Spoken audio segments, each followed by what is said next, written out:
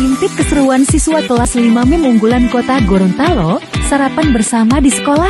Lihat, menu mereka lengkap ya. Sarapan bergizi sehat bikin semangat belajar.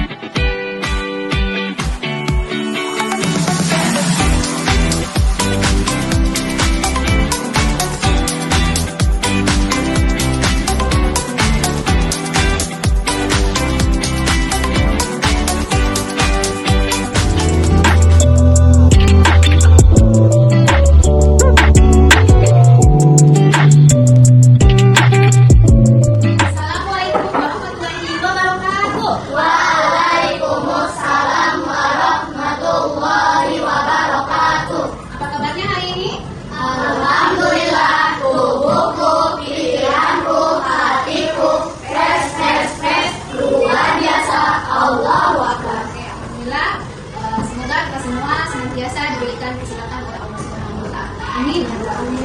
Hari ini Ibu akan memberikan pelajaran edukasi kepada kalian, yaitu tentang makanan dan jajanan sehat. Sudah pada sarapan semua? Sudah. Alhamdulillah. Sebelum Ibu lanjut materi, coba Ibu tanya, semua kan sudah sarapan. Apakah kalian sudah menemukan atau melihat bahwa sarapan makanan kalian sudah sesuai dengan isi piring? Isi piring itu tidak? Sudah.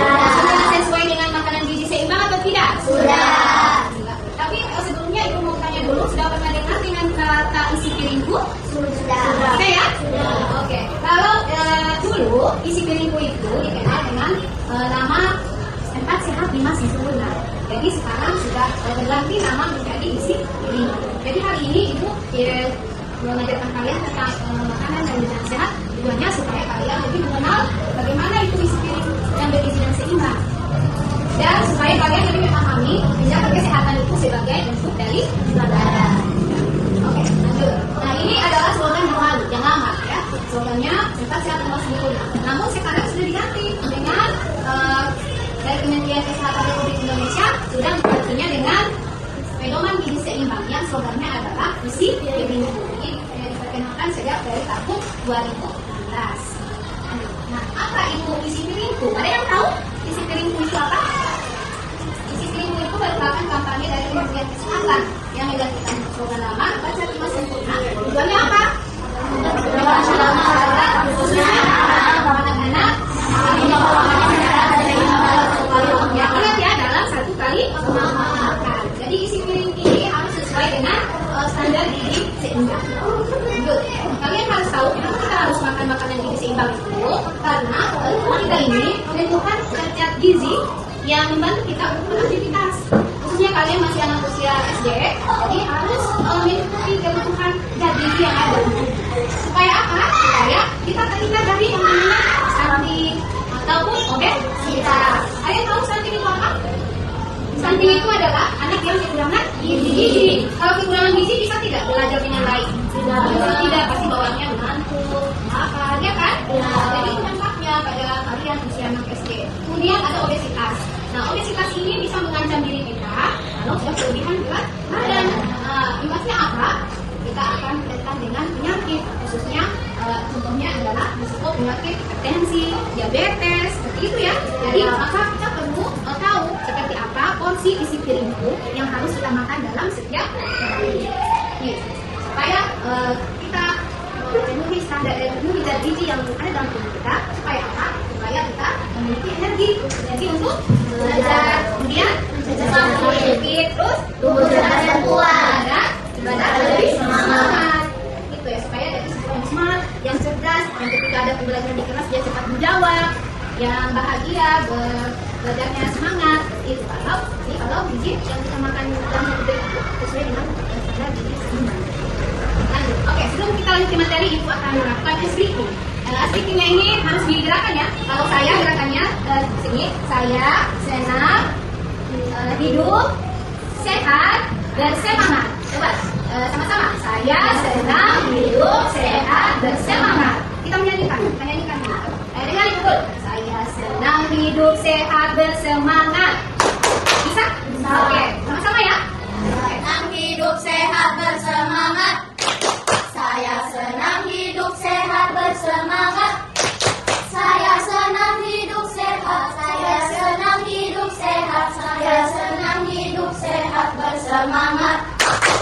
Oke, tepuk tangan untuk kita semua. Apa itu isi piring, Bu? Ayo siapa yang bisa jawab?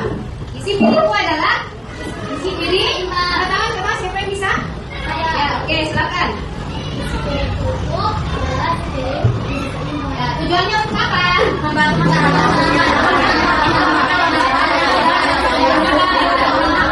Jadi ini ya isi piringku terdiri dari ini apa? nasi, Lauk, sayur-sayuran dan buah. Jadi dalam satu piring ini kita harus memenuhi karbohidrat sepertiga dari isi piring. Jadi nasinya jangan full satu piring. Jadi harus dibagi porsinya ya. Ada yang biasa makan satu piring dan nasi paling banyak. Itu benar atau salah? Jadi yang benarnya di dalam satu piring ini ada sepertiga karbohidrat. Contoh karbohidrat seperti nasi, kemudian ada apa lagi? Roti bisa. Kemudian harus ada sepertiga sayuran. Kemudian ada seperenam dan satu perenam buah. Jadi itu ya, sini ya isi piringku terdiri dari 1/3 karbohidrat, 1/3 sayuran, 1/3 lauk, 1/3 buah. Oke, lanjut. Nah ini dalam satu piringku itu kita harus memenuhi zat gizi. Di antaranya adalah sumber protein. Sumber protein ini berasal dari mana? Dari lauk. Contohnya ayam, ya, terus apa lagi? Ya, ada tempe. Ini ada protein hewani, ada protein nabati. Kalau protein hewani itu berasal dari hewan-hewan contohnya seperti daging ayam, daging sapi, terus ikan. Kalau ini protein nabati, misalnya tahu, tempe, ini semua berasal dari tumbuhan. Kemudian diolah dari lauk pauk yang bisa dimakan. Kemudian ada namanya vitamin dan serat. Itu berasal dari buah-buahan dan sayur. Buah dan sayur ini satu kali makan kita harus semuanya 3 sampai 5 porsi sayur. Kemudian ada karbohidrat. Karbohidrat ini atau makanan pokok. Biasa berasal dari nasi, jagung, kemudian mie juga bisa, tapi mie yang sehat yang buatan sendiri, bukan yang instan. Ya, jadi porsi makan saja yang harus dibutuhkan, tapi harus ada juga air dalam satu hari kita harus mencukupinya sebanyak 2 liter atau 8 gelas. Selain makan jangan lupa juga harus olahraga. Ya, sebelum makan kita harus cuci, kemudian harus juga berolahraga. Kalau yang ini tidak ada di dalam slogan pasar makanya sudah diganti slogannya dengan isi piring. Piring kita ini harus contohnya untuk makanan pokok itu nasinya harus 1 centang. Biasa kalau mau beli geprek atau Kentucky biasanya nasinya 1 centang gitu kan? Itu ada ukurannya 3 karbohidrat. Jadi terserah mau makan nasi atau 1 porsi mie atau tidak isi roti atau 2 centang. Misalnya siang makan nasi dan lauk sayurannya. Kalau siangnya sorenya misalnya makan 1 porsi mie ada sayuran-sayurannya dan lupa buah-buahnya juga. Kemudian malamnya bisa makan roti, tidak isi roti atau dengan susu. Nah itu sudah mencukupi kebutuhan gizi seimbang dalam tubuh. Jadi kita perlu makan satu harinya berapa kali? Ada yang 5 kali makan? Ada? Oh jadi satu hari 1 kali makan? Iya. Sarapan, kemudian makan siang dan makan malam. Oke lanjut. Ini isi piringku ini. Jadi ada 1 karbohidrat, kemudian ada sayuran, buah-buahan dan lauk-lauk Kalau ini sudah sesuai dengan isi piringku, yang ini? Sudah ya? Kalau ini? Oke. Nah, coba apakah ini contoh porsi makan isi piring yang tepat?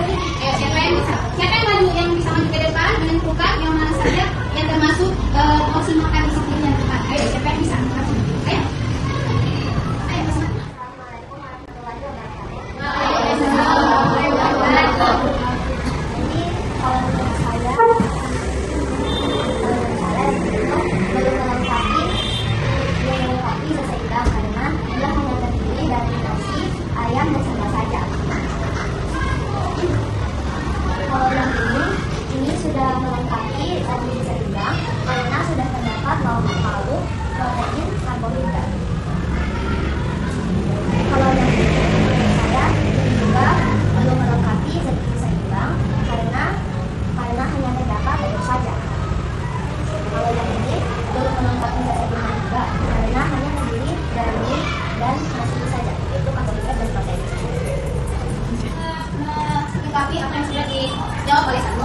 Ini baru memenuhi porsi makan isi piring dengan gizi seimbang karena Keduanya adalah karbohidrat ya benar.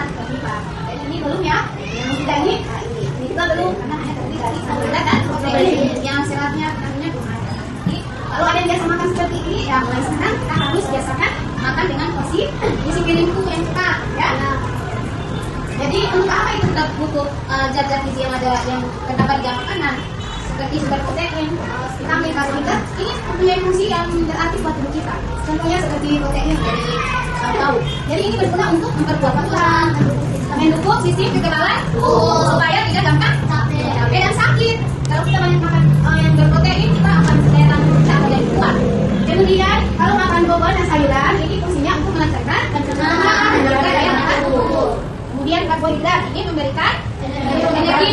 Jadi kalau tidak makan, tidak ada asupan zat karbohidrat dalam tubuh kita, pasti kita akan merasa lemas, kurang tenaga, tidak bersemangat. Makanya kita harus memenuhi zat gizi ini dalam tubuh kita dengan isi piring dan mulai makanan. Oke, sebelum masuk di sini Ibu akan melakukan permainan namanya word. Siapa yang berani maju di depan ya? Jadi soalnya hubungkan makanan di kolom A dengan kelompok makanannya yang sesuai di kolom B. Silakan Alifia, please start. Oke, silakan. Bahan.